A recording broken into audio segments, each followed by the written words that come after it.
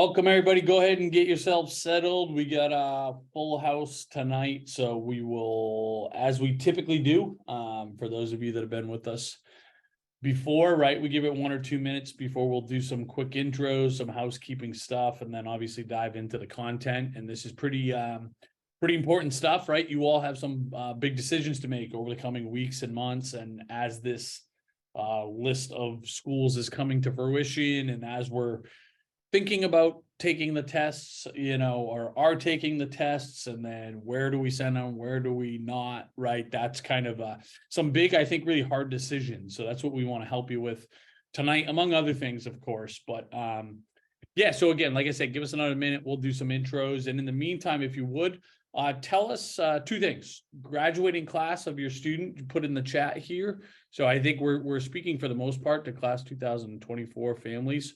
If we got some overachievers in here and we're underclassmen, that's great. So a couple 25s here, but yeah, mostly 24s. And where are you at in the country? I know we're very diverse geographically here, not tonight with these 2 presenters, but generally speaking, as you see, Brian, they're coming in as always from all over the place, which we love. Mississippi, Arkansas in the house, we like that. A couple SEC areas. New York representing well as always. Milton, Mass, city champions here in Boston, Brian. Some people get it. We got Pacific Northwest, Southern California. We got our middle states represented here. A bunch of Texas folks. So Woodlands, Texas. That's a great. former visiting spot for me as a college admissions counselor. What schools down there? The Woodlands, couple great schools down there. They're a little north of Houston. Got it. Really cool little town. Cool. Awesome. Yeah, Bay Area, right? Bay Area always represents very well. So, all right, cool. Well, listen, a couple times we'll tell you to throw comments, questions, etc. into the chat. By and large, we want your questions tonight in the Q&A for a couple of reasons. Number one, we'll be monitoring that and we'll be banging away. And it's also that gets recorded, it gets transcribed. So for those of you that so your peers, your buddies that couldn't make it tonight, we'll make sure that they get a copy. If you got to dip early, we will make sure that, again, you get this recording, you get the slide deck, but again, you can also benefit from the Q&A, and you can be anonymous in there. So feel free to ask as personal a question as you want, or if you think it's a stupid question, doesn't matter. Throw it in there. We'll do the best we can. We won't get to every question tonight, right? And we'll talk about how you can interface with us after. And then I firmly recommend you stick around to the end. I know all of you are very invested in this, important Celtics team tonight. Don't worry, we're going to have you there for tip-off, plenty of time. But we do have a special giveaway at the end tonight, so there's hopefully some incentive to stick around. So I'm Matt Carpenter, right? I'm one of the founders at College Aid Pro here. I've been doing this creeping up on 2 decades here. Very, very close to doing this for almost 20 years, which is wild to say, but I love it. They're going to have to kick me out of here, right? I think there's nothing more rewarding than guiding families through this process, making sure that they're finding a school that is the right fit for the kid, and they're not going to graduate with some insane amount of debt, and the parents get to retire someday, right? At its highest level, that's the needle we're trying to thread here, and hopefully during that process, we're going to try to minimize the stress that's involved, the inevitable stress that's involved with it. You got to prepare for some because it's just a part of the deal, right? That's a part of the experience, but my hope is if we can shepherd you through this, and I just encourage you to keep kind of tuning in to the education that we provide, it's going to minimize that. And you can concentrate on enjoying the last year or 2 for some of you with your kid under the roof. My wife told me, Brian's got a couple of young kids at home, kind of I don't know, depressing statistic today. She's like, we're going to spend 93% of the time with Emma, our daughter, with Emma in her first 18 years of her life. So kind of like almost 100% of the time we're going to spend hours wise with our daughter is going to be in these 18 years. And after she goes off, statistically speaking. So anyways, I don't want us, enjoy this last year or 2, right? That's the takeaway. But so anyways, I'm going to Brian can introduce himself in a second here, but from my perspective, I have been fortunate enough to meet and have relationships with quite literally hundreds of different school counselors, college counselors, admissions counselors, financial aid counselors, on the college side of the fence. In my opinion, Brian's kind of at the top of the mountain. And, and I think for a myriad of reasons, but one of them is just the fact that he's been kind of on all sides of the fence in this process, right? He's worked and works with students and families on the high school side going through and applying to these colleges, but he's read over 60,000 applications, right? He was the assistant director at Boston University. He's read a ton of applications for the UCs, right? So he's someone that we rely on to say, Brian, what conversations are you having in this room? Is this the common app that these colleges are looking for? Is this the essay, the test scores that we're looking for?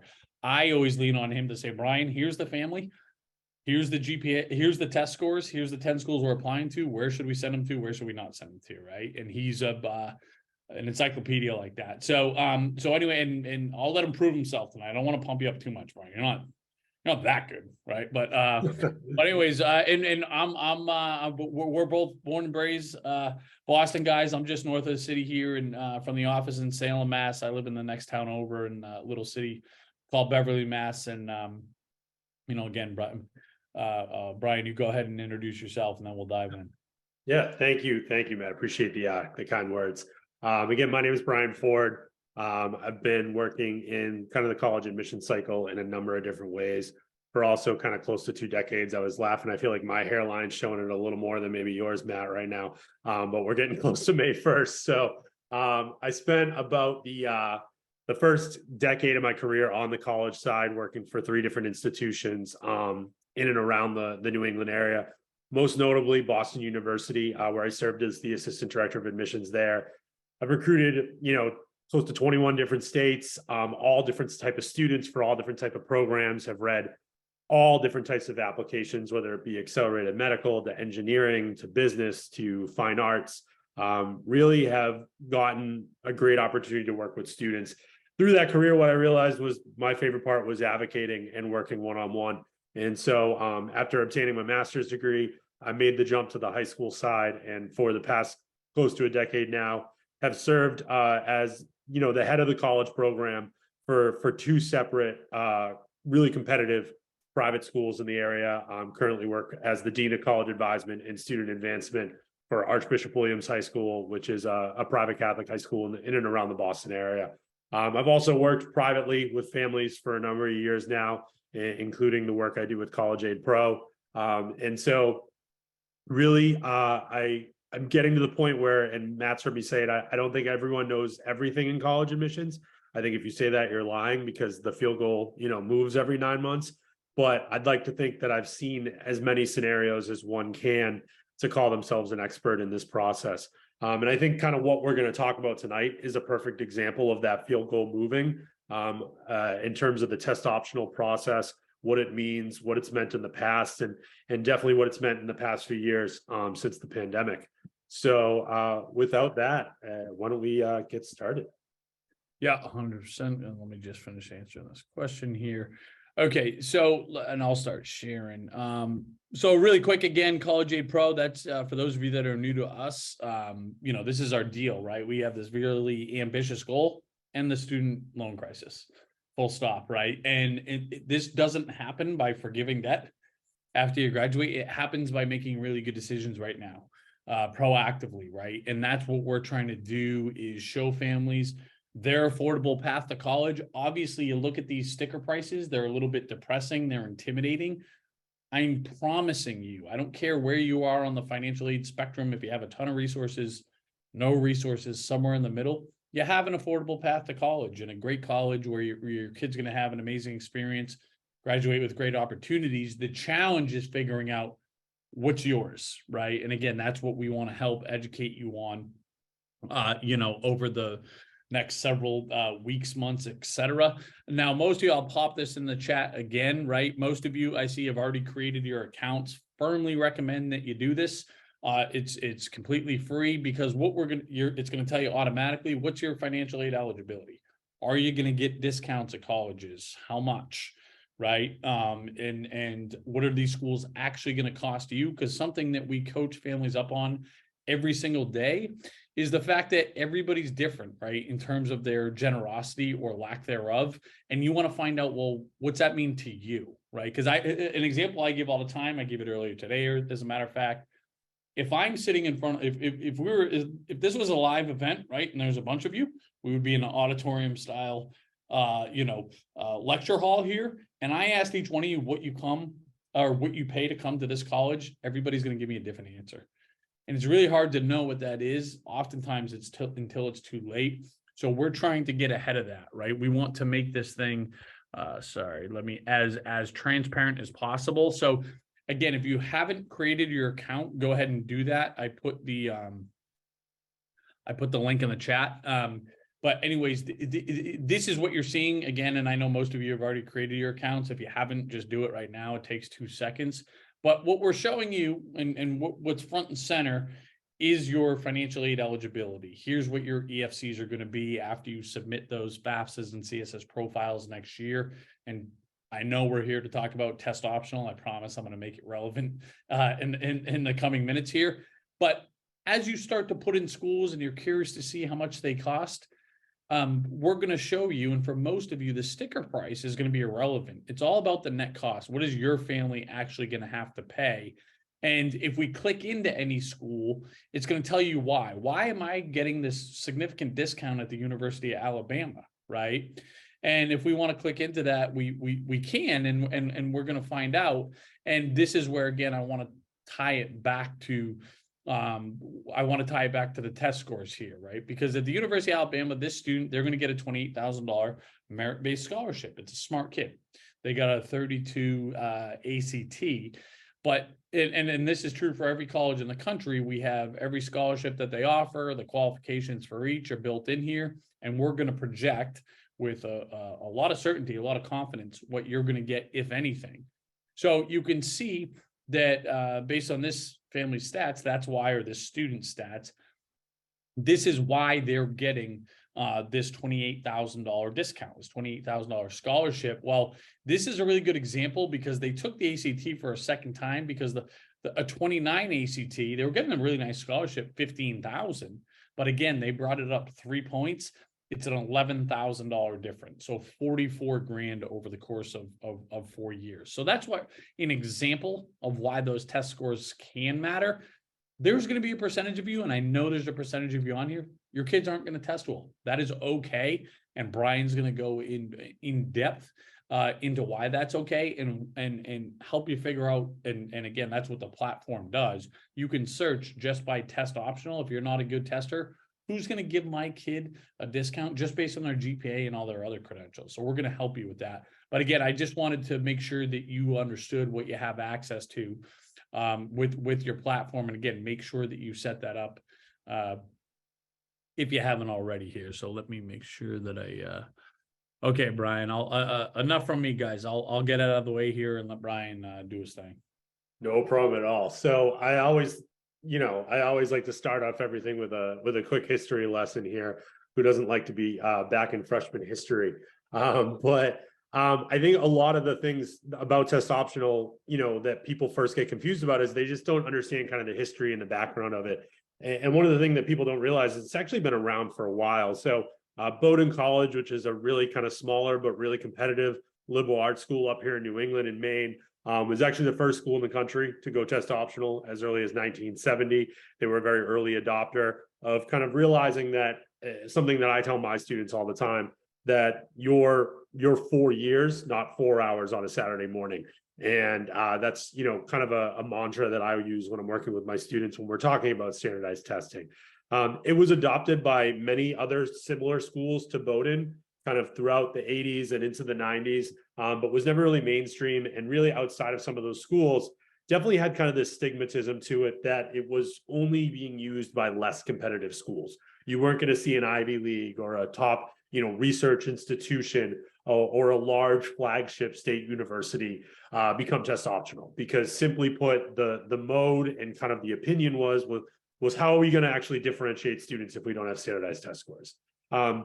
It did start to gain some major traction kind of the mid 2000s, right around the time that really one, that College Aid Pro kind of got started, but also two, around the housing crisis, and realizing that there are other ways that we can start to evaluate students outside of just that 4 hours on a Saturday morning. And you started to see certain more competitive schools start to think about, okay, well, maybe we can use test optional for certain majors, or maybe we can use it for certain deadlines. And so whether schools were fully adopting policies or we're just kind of taking on a policy, there was a little more, I guess, openness within the field to test optional. That being said, it wasn't necessarily being taken advantage of yet, because I think parents and even counselors to some respect, and even myself, at that time, we're still maybe a little more skeptical of what does it actually mean on the university side and how our colleges viewing it. One of the biggest changes actually came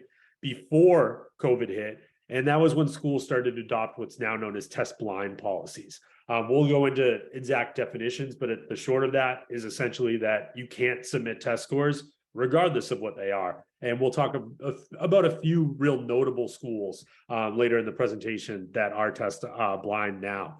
And then obviously, as we all know, in March 2020, the world changes, the pandemic shuts everything down, and that includes test centers. So those students who at that time were juniors or sophomores who were looking to test had physically no way of taking the exam. Now, as you all know, the SAT is turning digital, but at that point it wasn't. You also still really can't take it at home. And so there was still a need for a test center and a proctor, and those weren't happening. And so colleges throughout the world and throughout the country, more specifically, really had no choice but for that kind of upcoming class of 2021 to allow test optional applications. This included all US News and World Top 50 schools. It included Ivy Leagues. It included everything from theater art schools to STEM mechanical engineering based schools, because they had to understand that students were not going to be able to take the SAT or the ACT. What came from this is a real adaptability by colleges to learn a new way of evaluating students. So it's not to say that before this, they weren't looking at the GPA. Great kind of study that has become a little mute, but is still really pertinent in my opinion. Around 2017, NACAC, which is known as the National Association of College Admissions Counselor, I myself am a member, they do a survey every year where they send it out to colleges, where they ask them to kind of rank what are the highest priorities on your application. The number one every year, and will always be, is your GPA and your academic rigor. What are your grades and what are the classes you're getting your grades in? In 2017, test scores was second. They recently did that survey again last year. They will probably do it again for this year. Test scores had actually dropped to sixth. And so that gives you an idea of just how these trends are changing, and a little bit about what we'll talk about tonight. If you want to go to kind of the next slide, Matt. So some important facts kind of from the recent admission cycle. Obviously, we're still gathering data for this current 22-23. As many of you probably know, May 1st, which is Monday, and as I like to joke, it's called Admissions Christmas. That is kind of the national deadline day for everyone to make their decision. And so we'll have some new data, but this is kind of from the recent admission cycle. 49 of the top 50 US News and World universities were committed to being test optional for the 21-22 cycle. Over 1,800 four-year colleges have some type of test optional policy for the past cycle. And so when you're looking at, is this kind of the main and the norm now? It very much is. Those 1,800, that's close to 80% of schools throughout the country are now saying, we don't need your test scores to be able to evaluate you. Now that changes your strategy, and we'll talk a little bit about how that might change, how, a counselor, or more specifically myself, might work with you as a family in terms of strategizing yourself to best give yourself admission for each individual school you're applying to. But it definitely is a new kind of wave of counseling that we can provide for students, and that students need to be thinking about as they start to think about standardized testing and how that may fit into their college application strategy. Over 1,450 of those have already decided test optional and test free. That's permanent now. That's going to be their way moving forward. There are some, schools in that US News and World Top 50, some more STEM-based schools that are saying, we're doing 3 to 5 year pilots. We want to compare the data of our our kids through test optional to before, when we were requiring tests, and seeing if we're enrolling the same type of students. What I will say from early numbers, that is proving to be correct in most cases. And so we are seeing a lot of schools, as I said, kind of adopting these policies as permanent. And then just really quickly, in 2019, 78% of all applications submitted test scores. If you actually, I think it might be on the next slide, but if not, then I apologize if I deleted it. Nope, there we go. Only 4% of schools require the test scores, and then down from 55% in the pre-pandemic in 2019. And then this past year, less than half of all early applicants actually submitted test scores.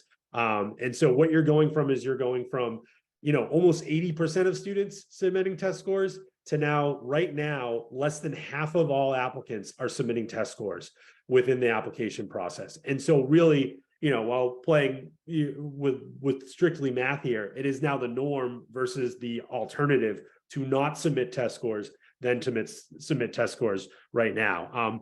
And then you even see just in 2022, 1.2 million students took the SAT in 2022 compared to 1 million more in 2020 in fall, 2019 and spring 2020 before the pandemic hit. So when you think about just the stark number of students who are not testing to the amount, that's just, it really speaks to the trend that is occurring in college admissions right now. And then the next slide just kind of shows that downturn of the SAT and ACT submission.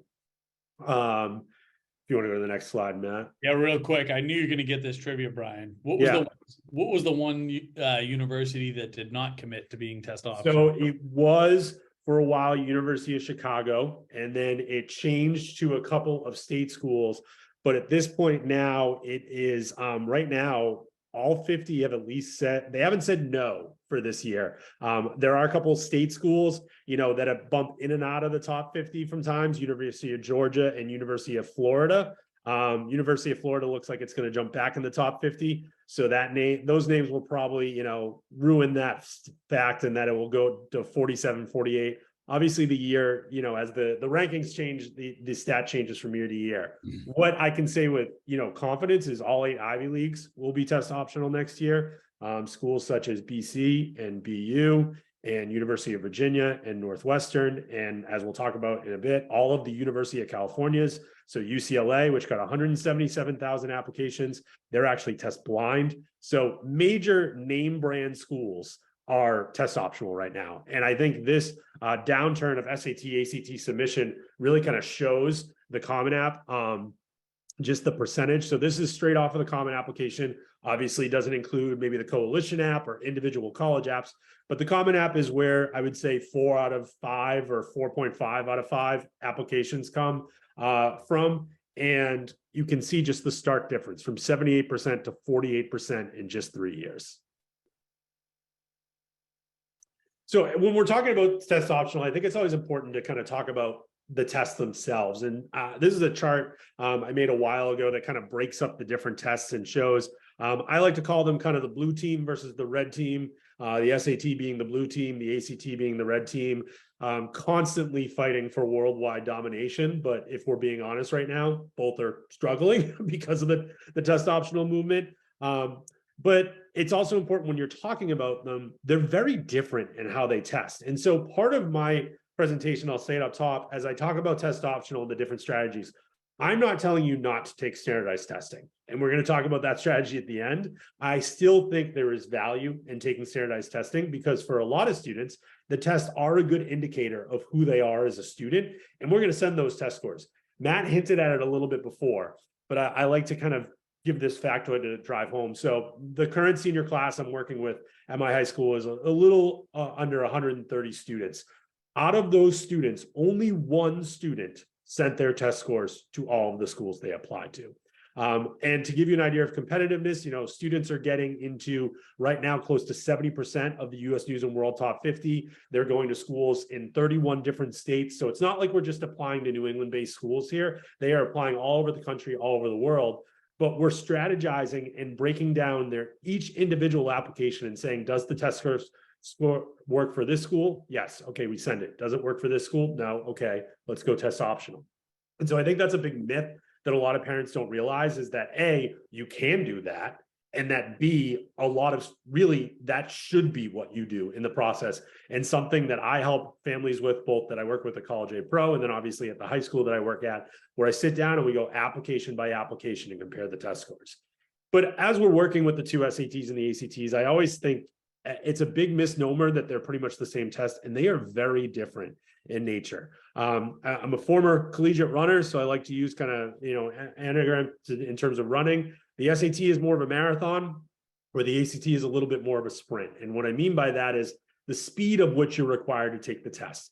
The SAT is a little bit longer. It is a little bit deeper in terms of what it's asking. Great example is a strong reader would still probably need to read the entire sections in some of those evidence-based reading sections of the SAT, where in the ACT, they could maybe skim because there's not enough depth. And the reason being is the ACT is much shorter and you're required to answer questions at a faster pace.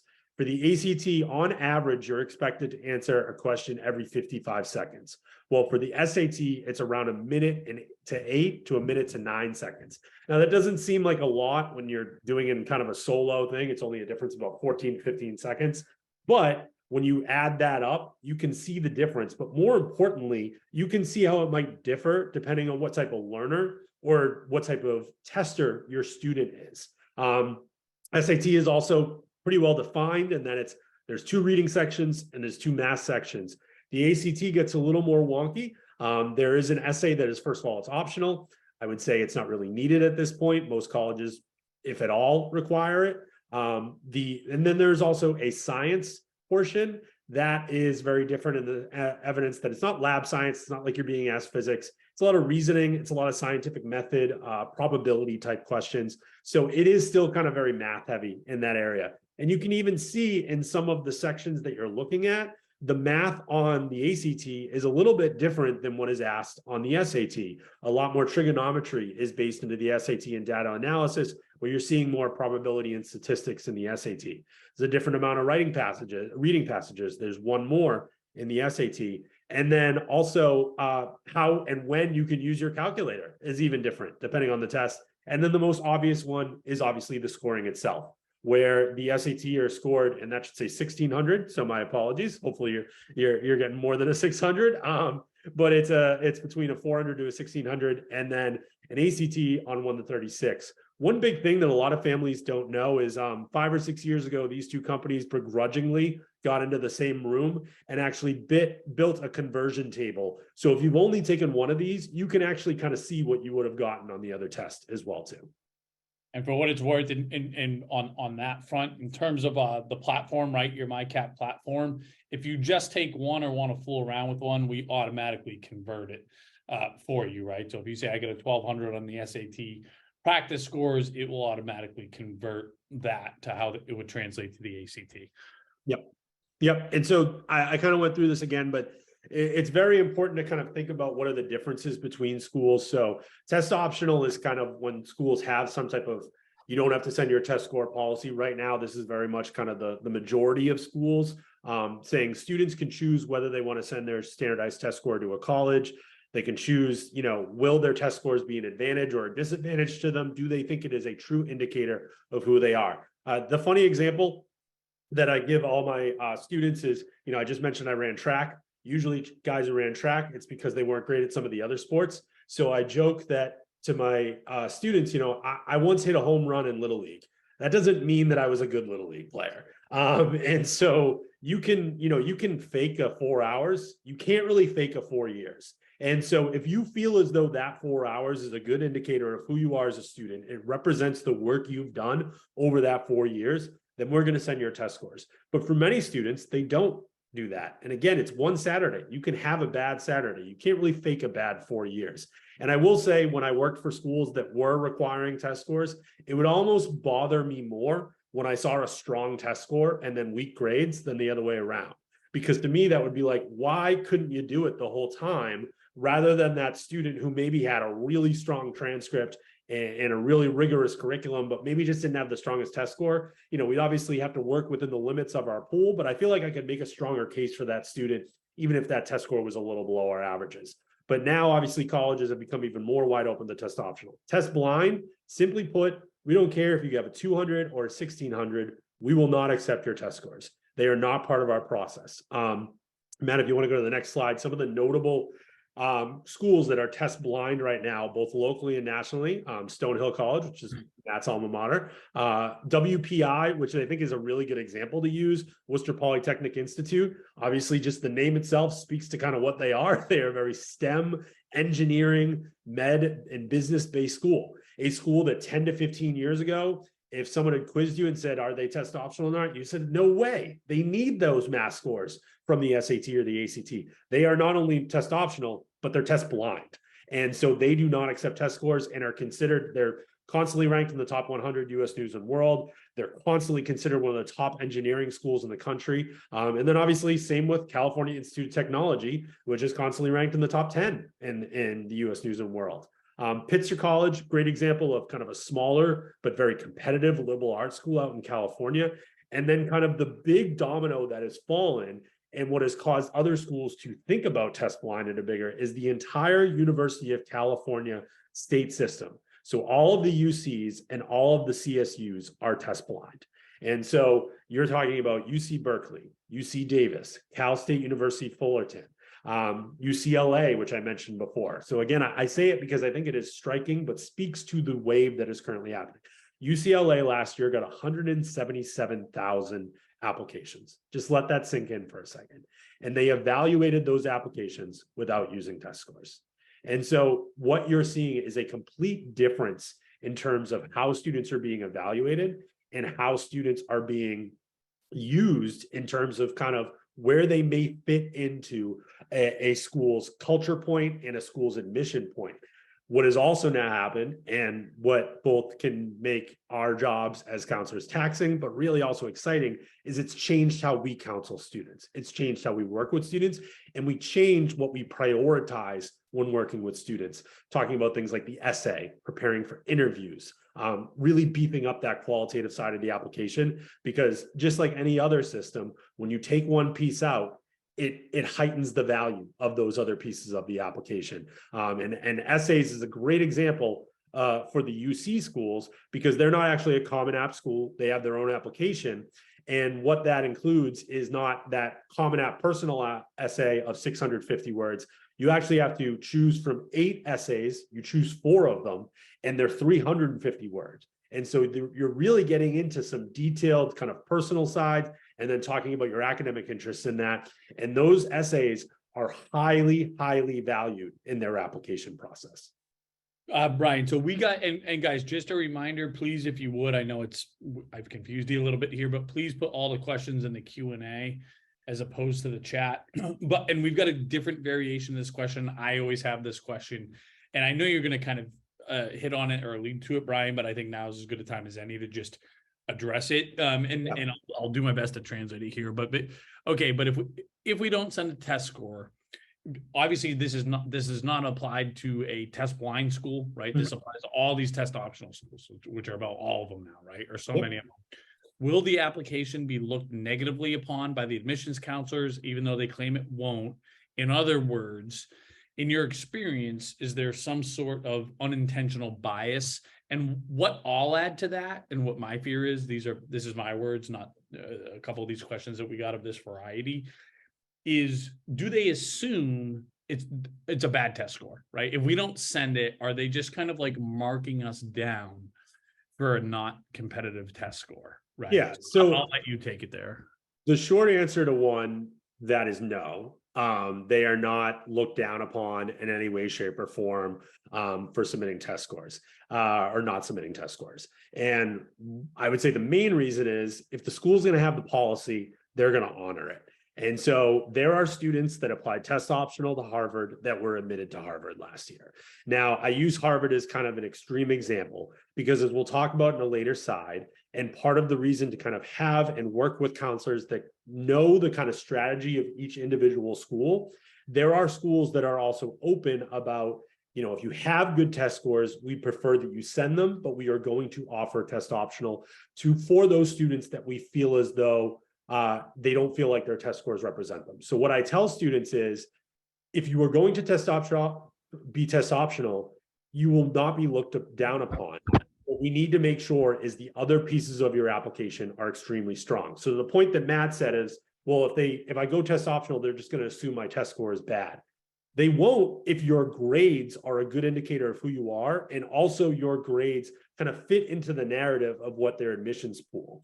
Now, this is something in getting really inside baseball, but I think it's important to talk about. One of the trends that's happening right now is schools this year got a lot more competitive than in past years because they're over enrolling. And so that was because when schools started to go test optional, maybe that student that, and I don't mean to say a 3.7 or a 3.6 is a poor GPA. It is not in any way, shape, or form. But that student who maybe had a 3.7 or a 3.6 and maybe like a 1280, again, excellent student. They originally probably wouldn't have applied to, say, a Harvard or an NYU or one of those other really top tier schools because they knew their SAT score was just going to be well below. But then they don't have to send their SAT score. So they're like, oh, I'll throw my hat in the ring. And I always say with all the families I work with, it is not my job to tell you what schools to apply or not to apply to. It's my job to build you a well-balanced college list. So if I was working with a student, I'd say, yeah, let's go for Harvard. We're going to make sure we get a few more safeties on your school too.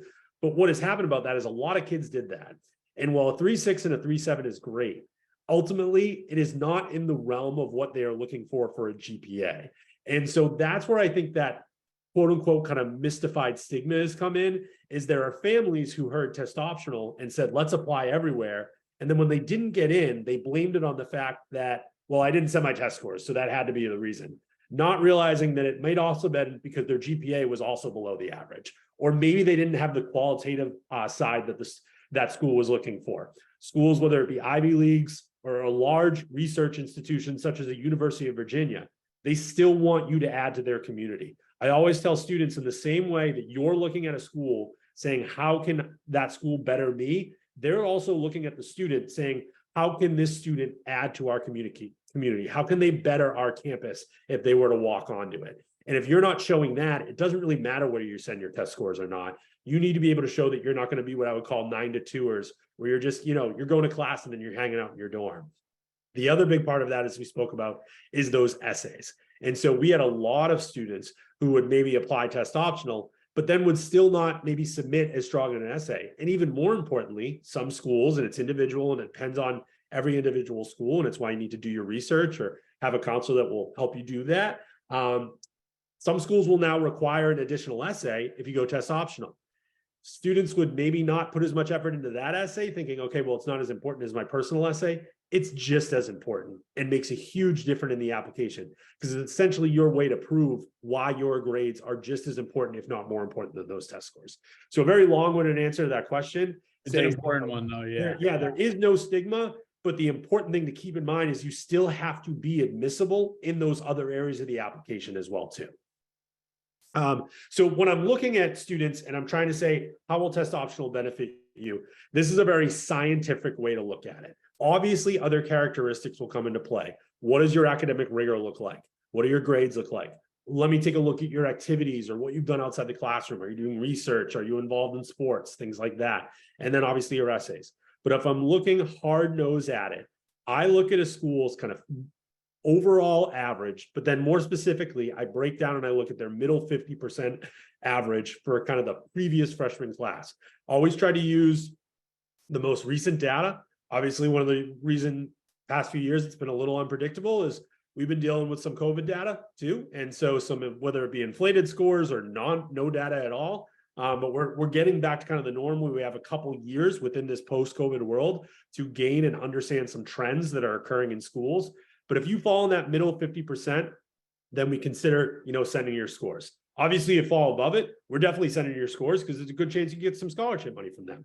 If you fall below that, we're most likely going to tell you to apply test optional. Now, some indicators where maybe that's a difference, and again, comes down to the strategy of the individual student, is if you're applying to one of those really top tier schools and you're 10, 20, maybe even 30 points below their average, I will still tell you to send their scores because, again, an average is not a minimum. Let me say it again. An average is not a minimum. To get that average number, you need scores both above it and below it, which means students got in with scores below it. Now, if you're 100 or 150 points below, then it's let's go test optional. So it's not just looking at their average and saying, okay, I'm above or below it. It's having a scientific and kind of honest conversation about every school, and then also gaining the understanding of how they use test scores in their process, both historically and then both post-COVID, and making a decision based on that. And so you're seeing kind of the example of a student with a 1460 scores where the SAT mean is a 1410, they should consider submitting that score. But that is the same logic if you have a 1910, an 1110, or a 1310. And so it doesn't matter where you fall on the SAT, ACT scale. It more matters on what is the level of school you're applying to, how they value SAT scores, and how we're going to use them to benefit you, or how we're, more importantly, if you're going test optional, going to use those other pieces of the application to benefit you. Yeah, and listen, we could probably do a whole presentation just on the slide, right, Brian? Because this is kind of it, right? Where do we send them? Where do we not? And that's that's the hard answer. And this is where we've been getting a lot of questions. And again, this is, I go school by school, application by application, with all the students I work with, both privately with College A Pro and with the high school that I work at, saying yes to this, no to this. These are the reasons why that I think we can send our scores. These are the reasons why I don't. I bring up the historical data, all of that. And I always bring this up, and this is kind of a big rah-rah that I give to students. It is the goal and the responsibility of the applicant. And then I would say, along with your counselor, or ours, and we'll say spoiler alert of what we can offer at the end, to make your application more about the 4 years of high school and less about that 4 years of testing, regardless of what your score is. Because I will also tell you, as someone who's read applications for very competitive schools, there were students who were above our SAT average that we denied because they didn't meet the bill in those other pieces of the application. And so just going on and crushing it for those 4 hours of the Saturday morning does not impress me as much as the student who's maybe at our average or a little below, and is also doing so much in the classroom as far as their academic rigor, is doing stuff outside the classroom. And maybe it gets you in, but it probably doesn't get you a scholarship maybe that other student would. And so keep that in mind, that yes, it's always great to score well on the SAT and ACT. And I still encourage my students to take standardized testing multiple times to try to strategize and obtain the best score possible for themselves. But I am also working with them head to toe on making sure those other pieces of the application are just as valued, if not more valued, in the application. And so kind of some specific rules, and this is kind of, again, I think leads to some of the questions, is for some schools, yeah, it can maybe be a little bit misleading. So BC last year had an admit rate of 17%. Out of those, 25% of students were submitted test scores. 25% of that admit rate was test scores. Only 10% were test optional. So keeping or of the total application pool. So obviously more students who submitted scores were accepted. That doesn't mean that those students who didn't submit scores weren't good applicants. And so it's just keeping in mind those other pieces of the application become even more important in the process. It's also important to know they denied students probably with strong test scores. And so keeping that in mind, and this is a very holistic process. University of Virginia, also a good example. Students without test scores made up of 42% of the pool, but only about 26% of the application. So what you're seeing is there's always going to be a little bit of a dip, but that doesn't mean you can't get in by applying test optional. And then, as I've said before, but I'll hone it before again, selective colleges, your other application pieces have to be stellar. So if you're going to apply test optional to a BC, your grades better be great, and you better have great extracurriculars and strong essays. And if you can interview at any of these schools, you have to. I will say it on pretty much every webinar I do with College Aid Bro.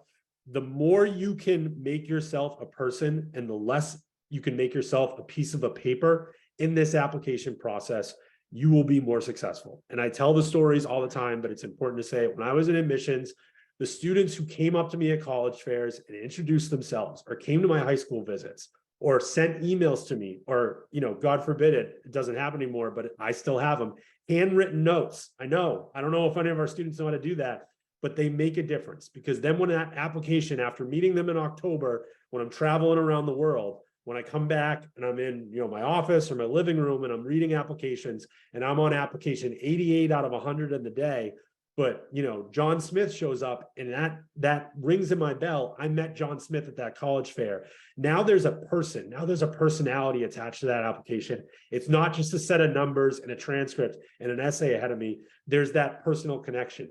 This is a human process. Humans read applications. I also went through the college admissions process. I also was not admitted to every school that I applied to. I know what it's like to go through this process. And so it's important to make yourself more of a human, and really upping these 4 areas is a great way to do that. I have a question there, Brian. So specifically on the interview part,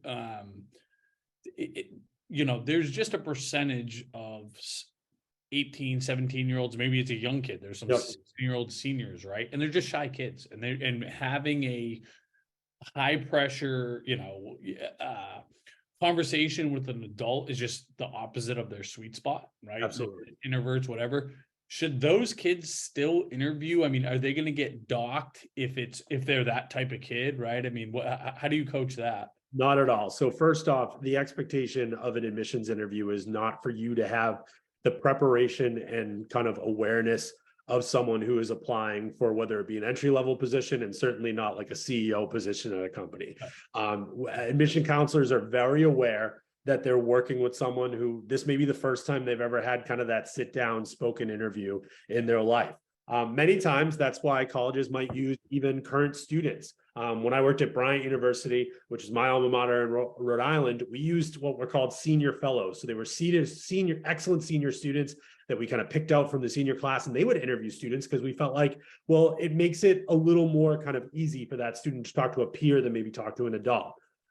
These are, they'll ask you about your grades. The goal is to get to know you a little bit better. There are some rare exceptions to this. If you're applying to an accelerated medical program or some, type of 5-year MBA program, yeah, they're going to expect kind of a level of preparedness for that because of the program they're admitting you to. But for the most part, the idea of this, they use interview in a formal sense. The way I always did it, it was a conversation. It was allowing you to talk about what you felt was important. Now, do I still coach students up when they're doing interviews, tell them the right things to do and the wrong things to do? Yes. But in my, years of college admissions, I've never had an interview go negatively on a student's file. The only way that that's going to happen is if you're, completely inappropriate or saying something that's so out of line that the admission reader comes out of that interview and says something along the lines like, well, we can't have this student in our community. That's never happened in my career. Thank you. I mean, that's good for my own knowledge, because like I've kind of been like, if they're good, if they're super affable, confident kid, do it. If not, don't. But that's great. I'm gonna, and there are definitely ways to kind of demystify that. I do mock interviews. Some students don't even want to do a mock interview. They just want to sit down and kind of talk about it and what's going to go on, and even what should I wear and all that kind of stuff.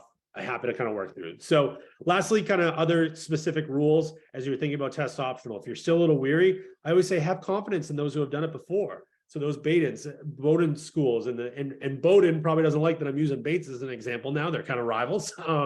But Bates recently did a study where they looked at decades of data, comparing the kind of the GPAs earned by those who submitted scores and those who didn't. And the GPAs were very minimal. And so what I mean by that is they have really learned how to work through the system of still enrolling the competitive classes that they were looking for, both with test scores and both without test scores. And as I mentioned earlier in the presentation, what we're starting to see from what schools are starting to show is they are still enrolling the same type of competitive and diverse class of students that they were when they were using test scores as a full identifier, nonstop, everyone has to send them.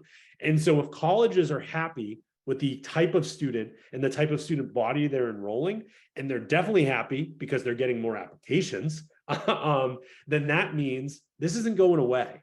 And schools are going to get better at this. They're going to start to learn how to use this in a more efficient way, which ultimately is a benefit for the student. Does it make the process a little more confusing? Absolutely. Because now students have to live in a little more of this gray area in terms of, am I the right fit for this school? And that's obviously where counselors help a lot, of helping you kind of demystify what might be a good fit for you, or what might be, say, a reach or even maybe a safety school. I've definitely had students who kind of sell themselves short a little bit when it comes to it. But you should go forward with confidence, knowing that you can have test optional as a strategy in your bag to maybe get into one or two more schools than you might otherwise not have 5, 10, and certainly 15 years ago. And then, so I kind of say, kind of to sum up the theme here, to test or not to test, register for the SAT or ACT. I said it before and I'll say it again. I still encourage all of my students to take the SAT. At the school I work with at Archbishop Williams, we host the SAT twice a year purposely so that our students take it. All of our students take the PSAT. It is still important to test and prepare for standardized testing. But just know that the score importance has diminished. So what I mean by that is don't take it less seriously. I put that in there to say, don't stress over it so much. Again, it is 4 hours on a Saturday morning.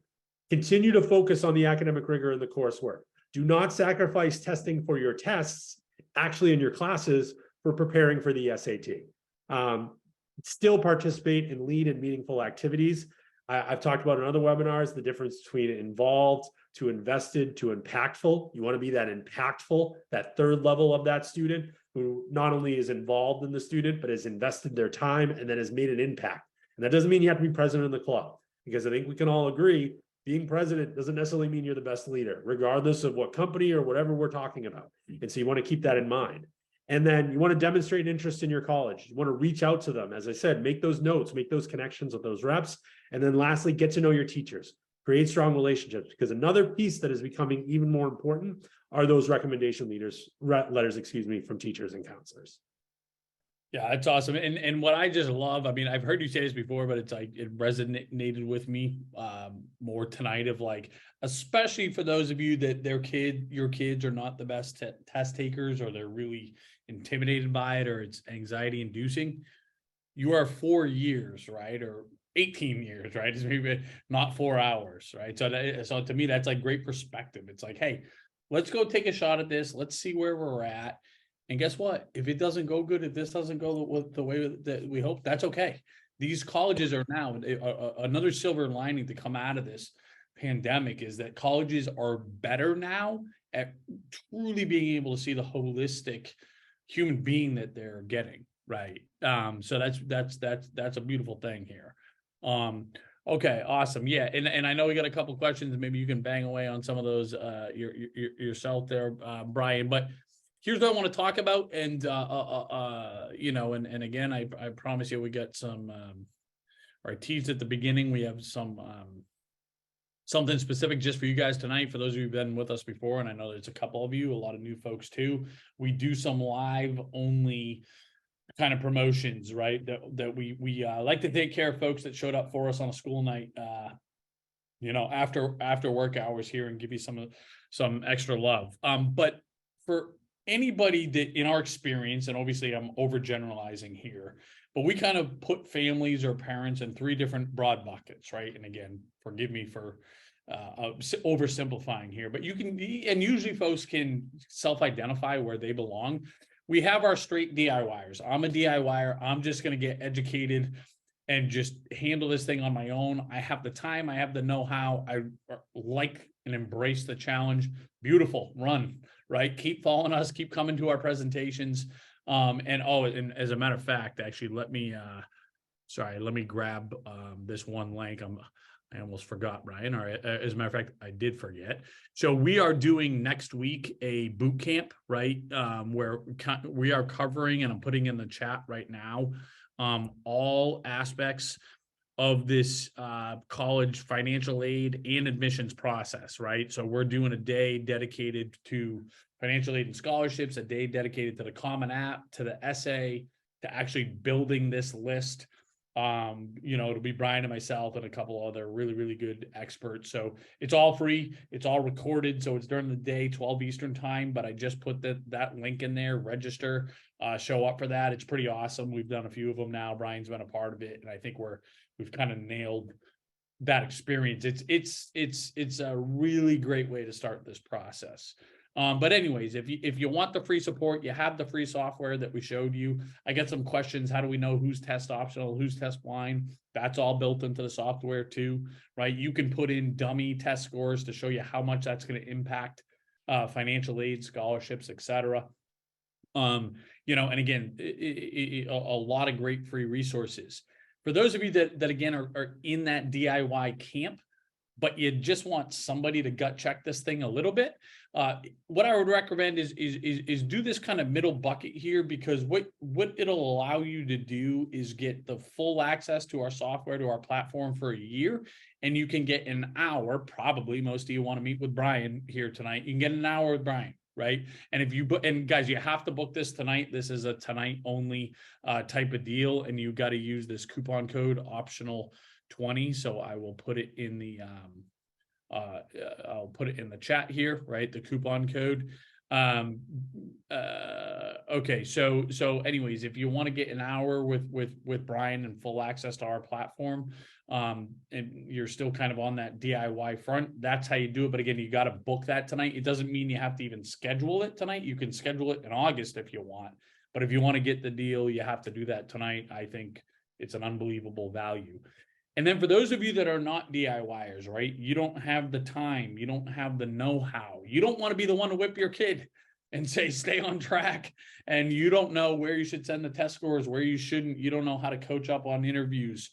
You just need more help. And then from the financial aid standpoint, you don't want to do the FAFSAs, you don't want to do the CSS profiles, you don't know how to get the most financial aid and scholarships. This is where we have this wake me up when it's over category. Obviously, it's a much different price point and financial commitment, but it's an investment that we are unbelievably confident we're going to be able to show you a return on. And there's 3 different packages, right? If you just want financial aid help, we can do that for you, right? And generally speaking, it's $29.99. If you do that tonight, if you click on this link and use optional 20 coupon code tonight, you get $500 off. It's $2,400, right? And these services right here, we have a limited roster, and our 2024 roster is approaching its kind of capacity. For this stuff, guys, it's unlimited. You're going to be able to book hours whenever. Obviously, the free sources aren't going anywhere.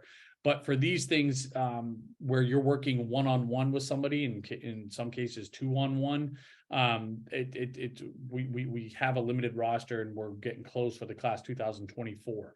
If you just want admissions help, right? You want Brian to guide you guys through this whole process, not just where to send the test scores, but how to make sure you nail that essay, how to make sure you nail the Common App. Okay, we have this really comprehensive option. What I think is the best value here is a combination where we guide you through both the admissions and financial aid piece of the puzzle. So for the admissions piece, and I look at it this way, Brian keeps your kid accountable, right? Obviously, he's going to loop you in, and he's going to loop us in, and we're going to collaborate on the financial aid piece.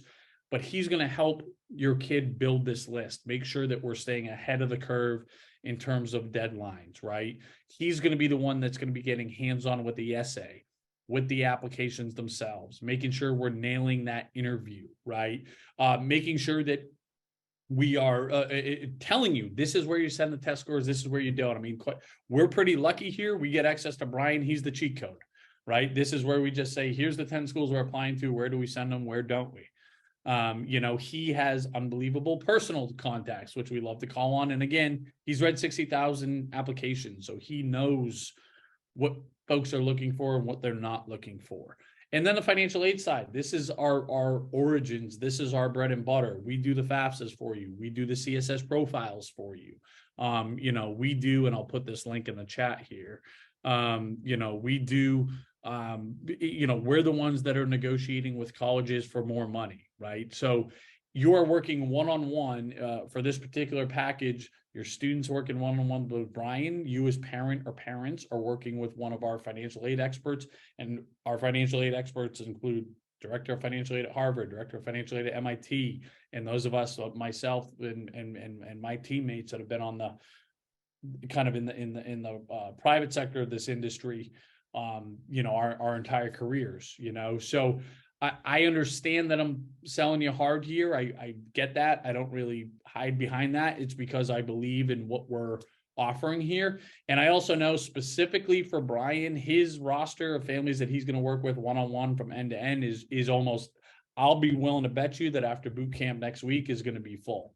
So if you wanted to work with Brian in particular, we have other folks, unbelievable folks, but if you were impressed with Brian, there's some sense of urgency. And again, for anybody that commits tonight, you just go to this link, you sign up here, you use your coupon code, optional 20, you get $600 off. And you can go to our website to see what the actual prices are, and you'll see they're significantly higher if you just kind of find us off the street. But again, we like to take care of the folks that are that show up live for us. So I know it's a huge commitment, but again, we're going to follow through there, and whoever commits tonight, you'll hear from our team tomorrow. We'll get you on board, and you'll be working with us starting next week. So hopefully that gives you kind of an idea of how to interface with us moving forward. Again, we don't care what you do so long as you do something. Just stay engaged with us. If you're the DIYer, we're going to continue to provide this great education. If you need a little help, you want someone to gut check your list of schools, you want someone to say, apply here, here, and here, or send the test scores here, don't send them here. You can meet with Brian or anybody on our team through your MyCap app, right? You just do that. For those of you that create your account, just say, talk to an expert, you upgrade or you book an hour here, and you use that coupon code. But again, I think for those of you that, and I know this is just too cost prohibitive to a percentage of you, so you don't have that option. But for those of you that self-identify with this part of our service, again, there's some urgency there in the sense that specifically for Brian, right? He's filling up pretty quickly here as there's still spots now, but definitely, it will get busy quick. And as I've told families in previous boot camps and stuff, now is the time to start. As crazy as that sounds, right. May is next week, and your student will have supplemental essays that we can work on over the summer, and set out a plan and a strategy where you as a parent can feel confident that, as I think Matt said it perfectly, I will never guarantee it's going to be stress-free, because it's just not going to be. There's going to be stress, but we're going to learn to manage that stress together and learn to set, internal deadlines for each other, keeping in mind flexibility, so that, I can't believe I'm saying this, maybe there will be some enjoyment in the process before the steps start rolling. God forbid. God forbid. Yeah. No, 100%. You're right. And I mean, and listen, it's like something I say multiple times a day. No kidding, you're stressed out. It's your kids and your money. You should be. Like, those are two unbelievably provocative things. They're on the short list for all of us, right? So it's like, makes so much sense if you're freaked out. But just know we're just here to support you in whatever capacity, right? And it's just like, kind of self-identify, decide what that is, and even if it's just continuing to follow along with the education we provide, sign up for the boot camp next week. We're just appreciate you showing up and excited to, listen, we're just closing the books. We're on class 2023, and here we are, Brian, for next course. But great questions, guys. Super interactive. We appreciate it. Again, you're going to get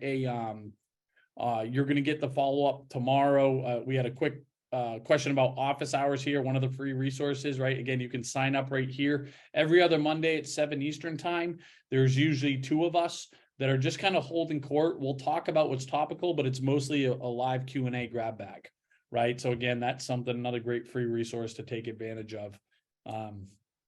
But yeah, so hopefully that's helpful. I mean, obviously, most importantly, Brian, go Celtics, right? I don't want to get distracted with the task at hand here, but thanks as always. You delivered, and I learned something new, and I love this. Your 4 years, you're not 4 hours here. For those of you that are not great test takers, that's going to be a tagline for me. But thanks as always, man, and thanks to everybody else for showing up, and hopefully we get an opportunity to coach you up again soon. Have a great night, everybody. Good night, guys.